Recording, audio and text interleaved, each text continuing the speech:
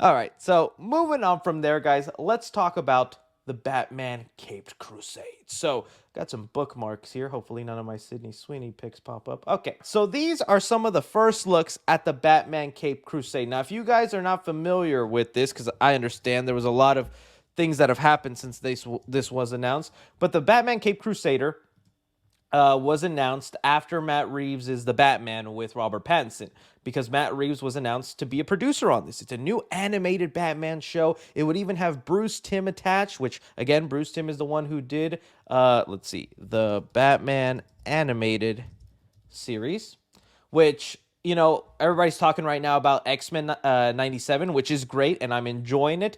But the only thing like with that is I haven't been able to feel the nostalgic attachment for that show like I've seen other people.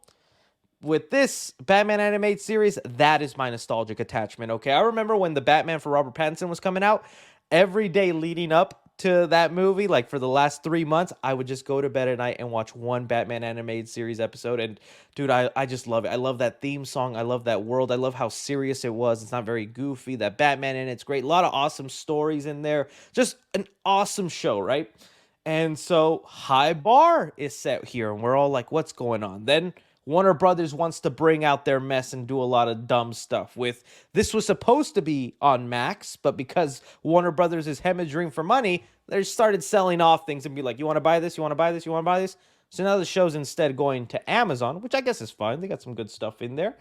Um, and now we have our first look to what exactly it's going to look like. So these are some photos here. And I also have an article in where I read it ahead of time. So you're not going to just see me be boring reading here. I'm going to read a couple of excerpts, but I read a lot of the details. So for one, the interesting thing about this, so although Bruce Timm is attached, this is not connected to the Batman animated series. It's its own separate thing.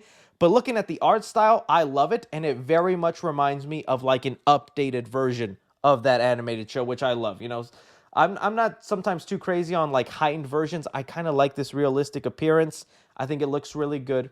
The interesting thing about this is it takes place in the 1940s. There's going to be no computers, no cell phones, which kind of sucks because, like, in the Batman animated show, there was a lot of futuristic tech in there. It looked like a future world that was almost inspired by the 50s. Batman did have a computer, he did have some high tech gadgets, but it all looked kind of 60s, 50s inspired. Here, there's not going to be any of that. So it might be a low tech Batman. He just might be grapple guns, smoke bombs, and like little pellets and whatnot. That could be interesting. I don't mind that. Like, this costume is very much inspired by the first ever Batman costume. First Batman suit. It just doesn't have the purple gloves. Because, like, here's, like, what the original Batman suit looked like in the comics. He had the purple gloves and all that. And you can see that from the way the ears go to the cowl to the suit, all that. This is pretty much the same look, just no purple gloves, which I don't mind. I'm not the biggest fan of the purple gloves. But that's looking good. Okay, so that's one detail there. Set in the 1940s. That's one of the biggest differences.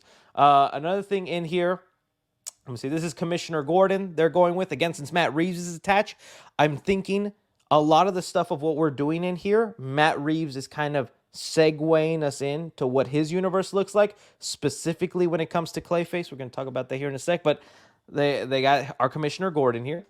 And now, one part I definitely want to talk about is the new Harley Quinn. They are changing Harley Quinn's origin and her personality in total. I think it actually could be for the better, but I understand some people getting pissed. Now, remember, Harley Quinn was not created in the comics. That's one of the cool things about the Batman animated show, is Harley Quinn was a character that was created in the animated series. Let me see here. Animated series Batman.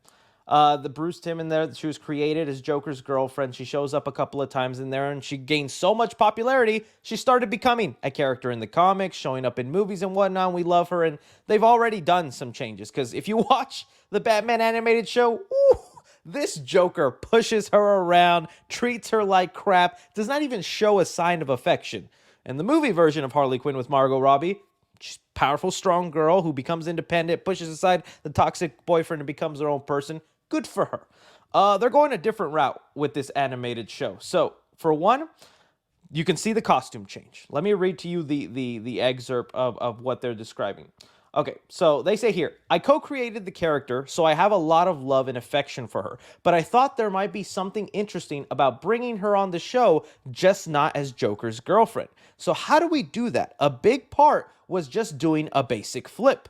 The original Dr. Quinzel was a little bit more serious. Then when she became Harley, she got really goofy and weird. So we thought, what if we reverse that? When she's Dr. Quinzel, she's a bit more whimsical and fun.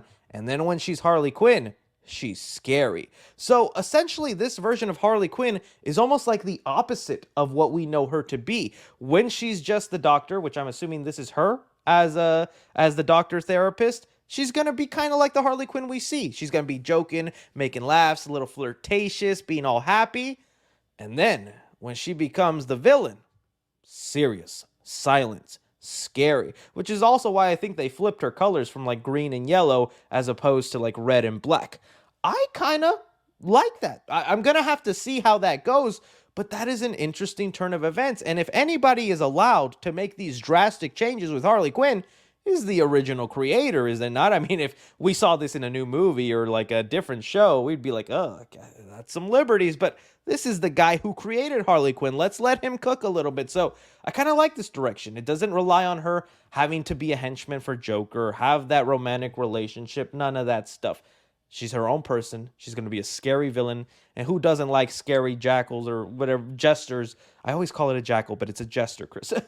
Scary jester like this. So I'm down for that. We'll see how that goes. That definitely is intriguing me. And it also lets me know they're going dark with this show, which I'm very happy with. I like when animated shows can go a little dark. That brings us in then to...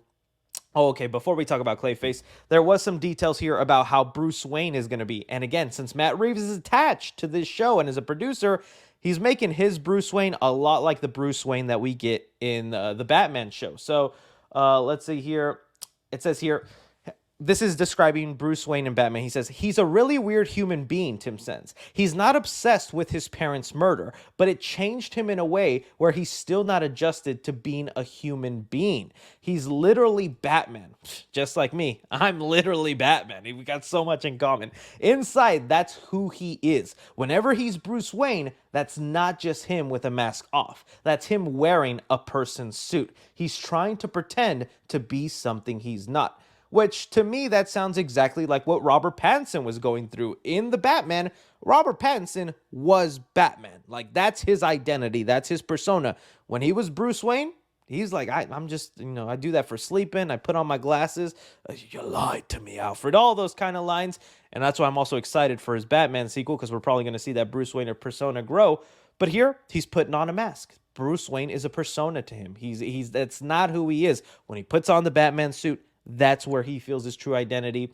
I like that. And again, I feel like that mirrors the Matt Reeves version, because Matt Reeves is attached. Which then brings us to... And then you got Catwoman in there. They're just going with the 40s inspiration. That's cool. That's fine. Not much details about her. Just kind of they went with the purple costume. But then that brings us into Clayface. So they're going with the Golden Age Clayface. The Clayface we kind of know, or the popular one, is... the one that turns into the blobby monster, which is the version I kind of like. I also love his backstory of being an actor and wanting to shapeshift into different people and take on that role, just like in the video game Arkham. I really like this version of Clayface, and there's been so many rumors that Clayface is a villain in the Batman Part 2 with Matt Reeves. And now Matt Reeves is, again, we've been seeing. He's got his Commissioner Gordon that looks like him in the movies. He's got a Bruce Wayne in here that's just like the Bruce Wayne in his movies. And now we're going with the Golden Age Clayface. If we get Clayface in the Batman Part 2 like it's rumored, it's going to be the Golden Age version where he doesn't have superpowers. He's not a shape-shifting monster. It's a guy with a clay mask who goes around and takes other people's faces. He's still got the actor backstory and all that, which is kind of interesting, but he's essentially a slasher. Look, I'm okay with that for this show. In fact, this looks really creepy. Guy's holding a knife, has a mask. That lends me to believe we're going to go a little dark with this show, and I love the darker elements of the animated Batman series. As far as the movie side goes, I just feel slightly too similar to what he did with the Riddler. The Riddler's got a mask. The Riddler was a murderer. He was psychotic and killing people in crazy ways. I was like, you're just going to do that again now, but with Clayface? Maybe go a little bit more psychotic, just tearing off faces and wearing them? Okay, that's fine. it's just something I got to deal with. And, you know, even though I'm complaining, I know Matt Reeves is going to cook. Matt Reeves is going to deliver a Clayface that is going to be fantastic. And I'm going to love and go, oh, I could never see Clayface the same. But would I have loved it if he could make this version of Clayface work with Robert Pattinson's Batman? Would have loved that. That would have been so interesting if he could have actually have made that work. But alas, not going to happen, and that's fine. So that is pretty cool. This is the Clayface we're going to get, and I'm interested, man. And you know, if this is how far they're willing to go with making this animated show kind of mirror Matt Reeves' Batman, who's to say we're not going to get this version of Harley Quinn someday in the live-action Batman movies? Like, again, Matt Reeves is attached. He's wanting to mirror his universe like this one. This could be Harley Quinn one of these days. Who knows? But either way, I'm excited for this. All the episodes will be available on day 1. Again, Amazon Prime. I'm trying to look for the exact release date here, guys. I'm sorry. I should have looked that up. I think it's 8. Is it August? Is it somebody in the chat start saying it? Let me just look. It's probably at the very bottom of this article. August 1st. There we go. August 1st is when it'll be on Prime. All episodes at once. And Prime Video, that's when it'll be there. So, there you go. That's pretty cool. You know, I was looking through those details. I'm excited for it. I want to check this out. Like, I'm more excited for this than like Spider-Man Freshman Year, no offense. And X-Men 97 was a real nice surprise, even though I wasn't like excited for that. It's been really awesome. So I just hope this is as good as I remember enjoying the Batman animated series.